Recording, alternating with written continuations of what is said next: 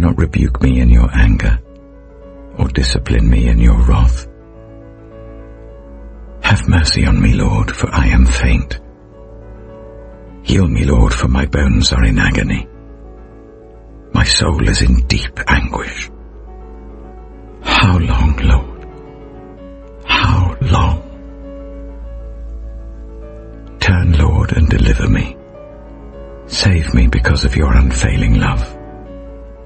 Among the dead, no one proclaims your name.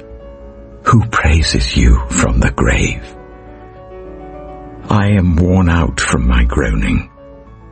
All night long I flood my bed with weeping and drench my couch with tears. My eyes grow weak with sorrow. They fail because of all my foes. Away from me, all you who do evil, for the Lord has heard my weeping. The Lord has heard my cry for mercy. The Lord accepts my prayer. All my enemies will be overwhelmed with shame and anguish. They will turn back and suddenly be put to shame.